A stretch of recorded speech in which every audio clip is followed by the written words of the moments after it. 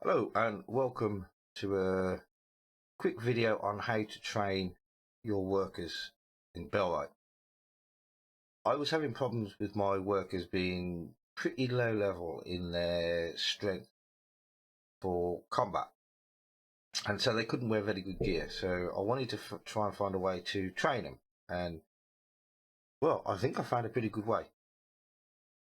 Basically, I've got my workers set up in a bandit camp, which I haven't removed the flag, and I've just got them set up here, and whenever the bandits spawn they just fight them. The main way to train strength is to get them to hit people, and they can't hit animals, but they need to hit people. So I've set up this little training ground, I guess it is, and what I found was, since I've set this up, I haven't needed to worry about gold, I haven't needed to worry about renown. The loot they get is pretty impressive. All of the combat books, like the proficiency training books, and everything else that you get drops off bandits when you kill them.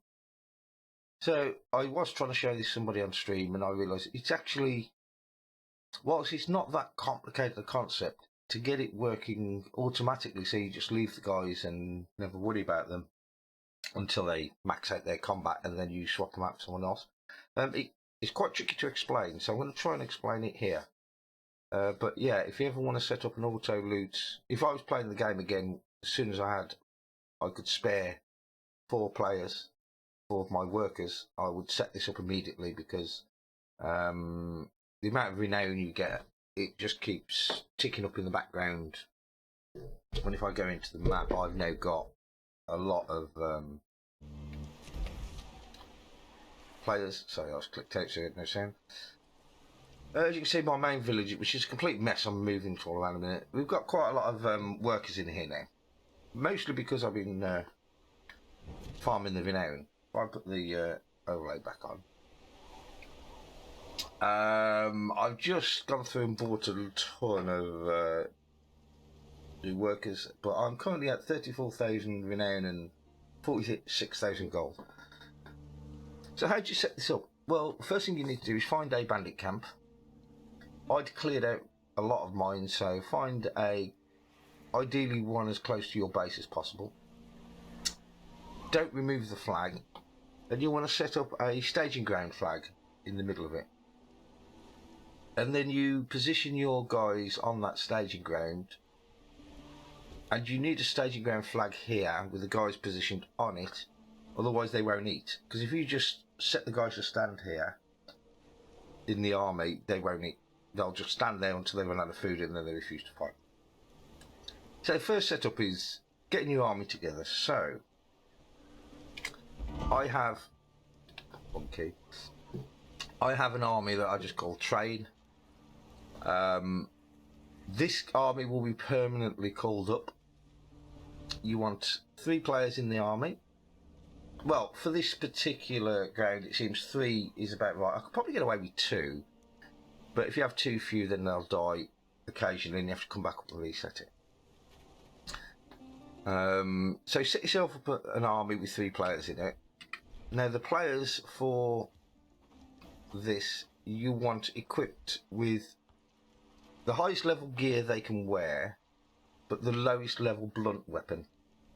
And the idea being is the high gear will stop them dying. The blunt weapon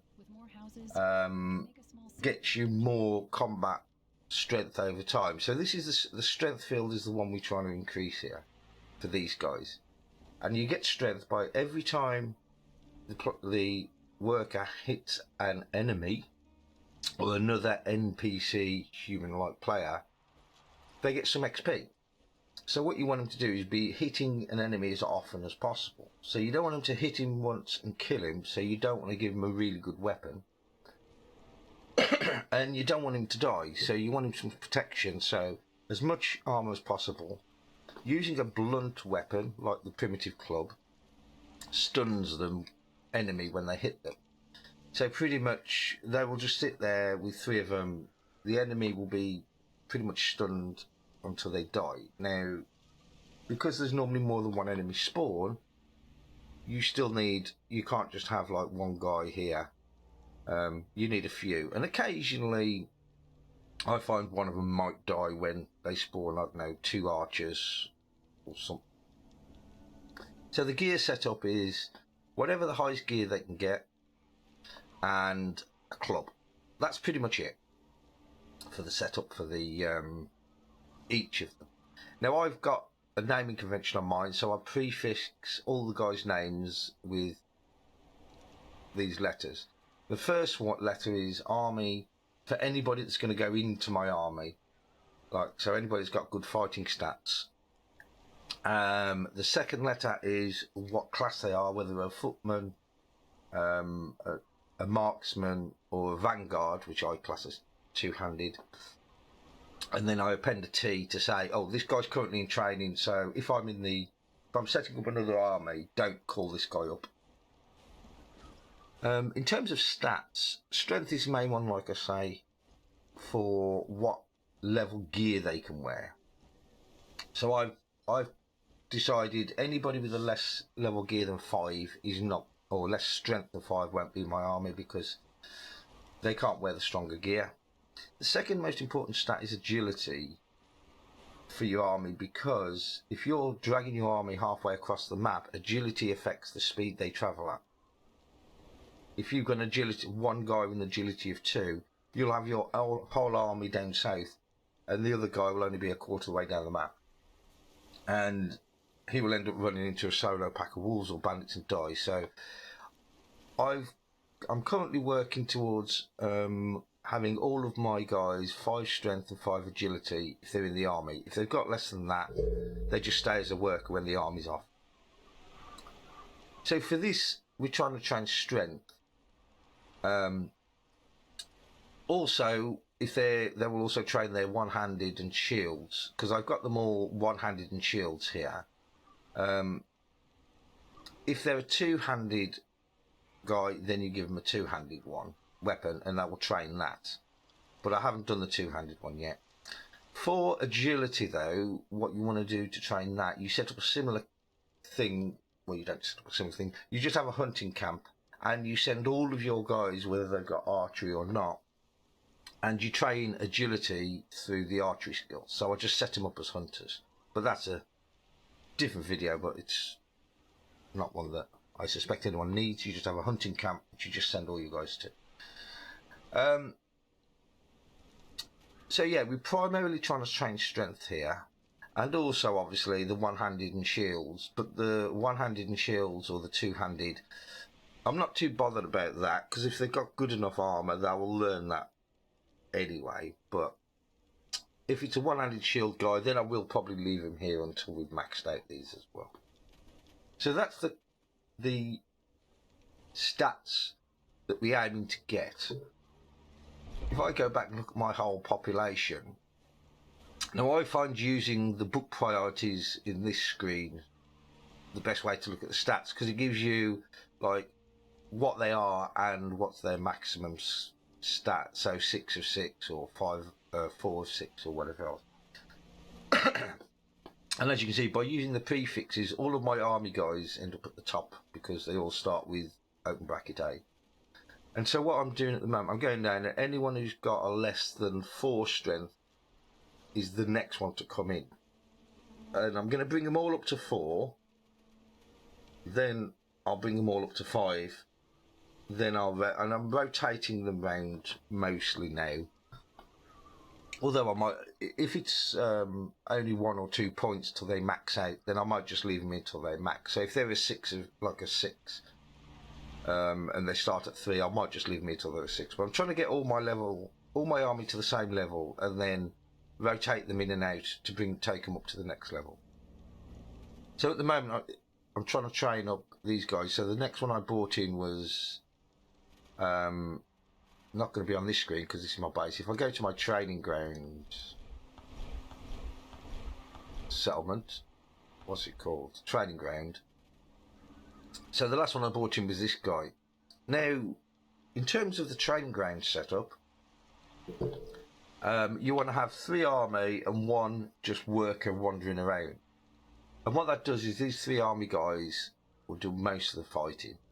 But the one guy walking around who might die occasionally, he will pick up all the loot that drops off the guys these guys kills. So this guy is pretty much a loot collector. He's just wandering around collecting loot. And these three guys are just stood here. So the setup I've got is, we've got this enemy bandit camp. I've come through, cleaned it all out, except the flag's still here, so you've still got the bandit flag, so they'll respawn. I have a food cellar, or you want a food storage of some kind, because these guys need to eat. The food cellar's empty. Have we got... So I have got a caravan that should be resupplying this. Yeah, training ground caravan. So this will take any food that's dropped, and also I'll bring food up. I'll come to food in a minute, because I'm feeding them mostly XP food. But I've just done a big raid down south, and so my main base lost most of its cooks, so we're kind of running a bit low on food at that. And so you'll have your EXP food in here, like cranberry, fish stew, and is it grilled fish slice? Oh, I wanted that one. Oh, I'm out of food myself at the moment. So yeah, main one is fish stew and cranberries I send up to these guys. I have a cart that runs up here and picks up everything else. So any food that's up here that drops, I'd rather them not eat that. I'd rather them eat what I send up for the EXP. If we look at these guys again, if I can tag on even rather than the flagpole. Just give the word. So it's normally fish stew, which gives them 20% EXP gain, and cranberry, which is 30. So they get like a plus 50% EXP gain by having those. The third one I normally have, which I've obviously run out of at the moment, is the fish slice, I think it is, which is hunger. It reduces hunger.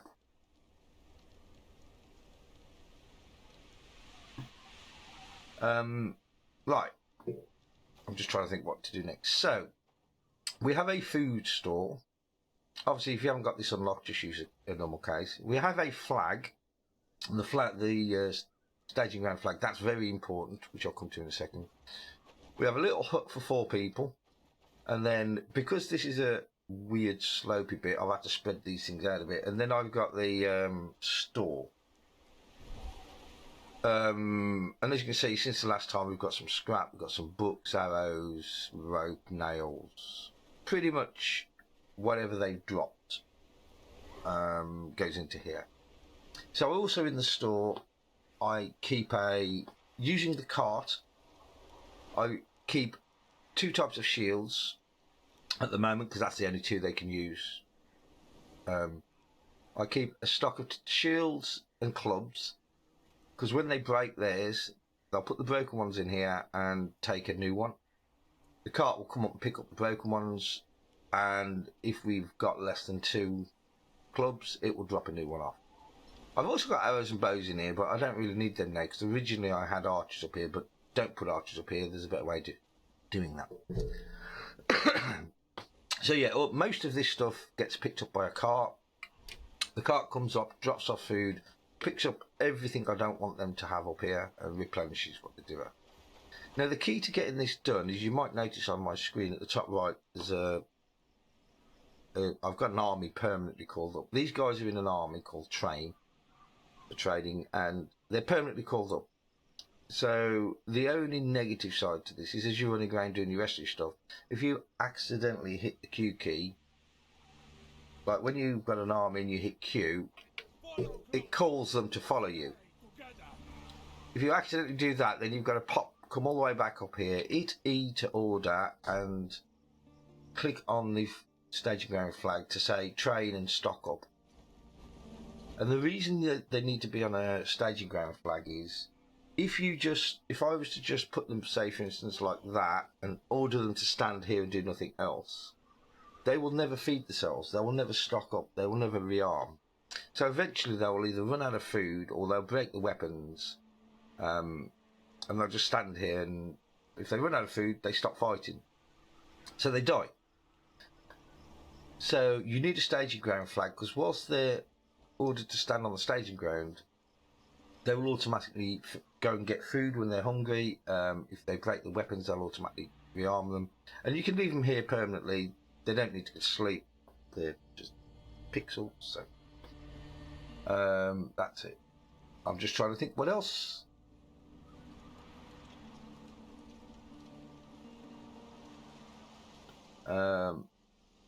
No, I think that's all I can think of for that.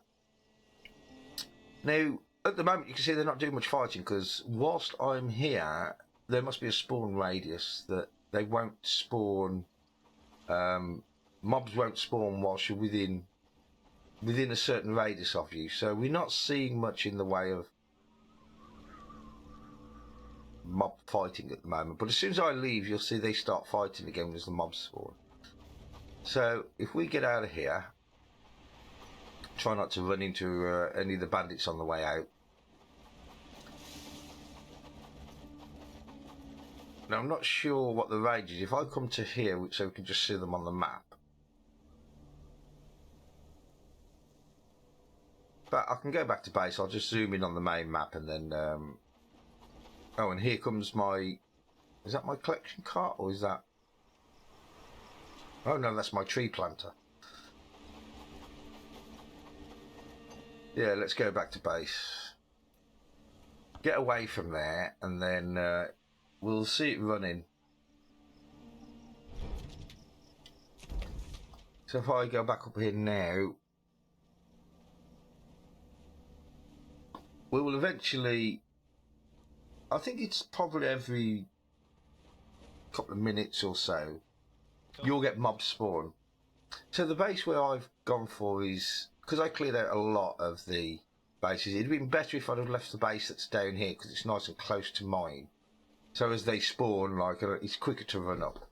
But I'd already taken out the bandit camp there.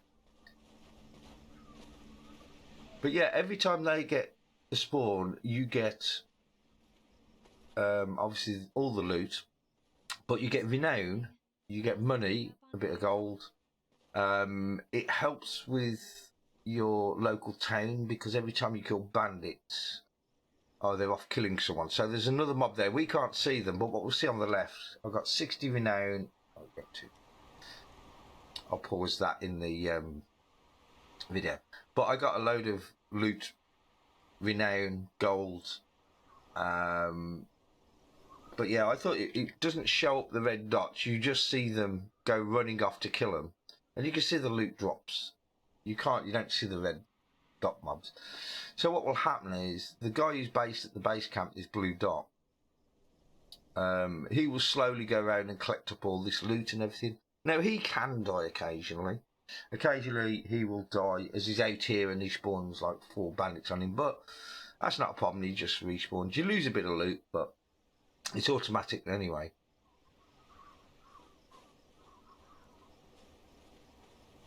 I don't know why they're going off. Oh, that's the guy who's at the base. So let's check out. No, let's not. I keep forgetting I'm not streaming now. I'm doing a video. I was just going to say, let's check out the food store. Let's sort out our food stores, because I've obviously got a problem with that. So yeah, that's pretty much it. So in order to do the auto training, you want a bandit camp with a flag there. You want to put staging ground in the middle of it. The staging ground's the most important thing to get the automation. Chuck your guys in with the best armour. If they're single-handed, if you're going to train them up for single-handed, club and a shield. If you're going to train them up for dual, then whatever the lowest damage blunt weapon you've got access to. I don't know if they can use shovels or something like that, but you want the lowest damage so they don't kill the mobs too quickly, and the bluntest weapon to stun them. Set them up with the staging ground flag. Have some beds there. They don't ever sleep, but if they've not got a bed, it drops their morale, and their morale drops their stats. So even though they're never sleeping there, you want some beds up there. Have a single guy who's not assigned to... You might have a couple of guys, actually, who's not assigned to anything. They're just a worker on that camp. Don't have anything. I mean, you could put working. You could get him doing some work up there. Maybe I should set him up as hunting. But you want to, actually, that'd be a bad idea. You want a single guy just wandering around. Who's going to pick up all the loot? There you go, another 25 renown. They've just killed someone else. If you look on the left, you will see every time they kill someone, it will pop up with a plus renown, and then I think they've all gone to bed now.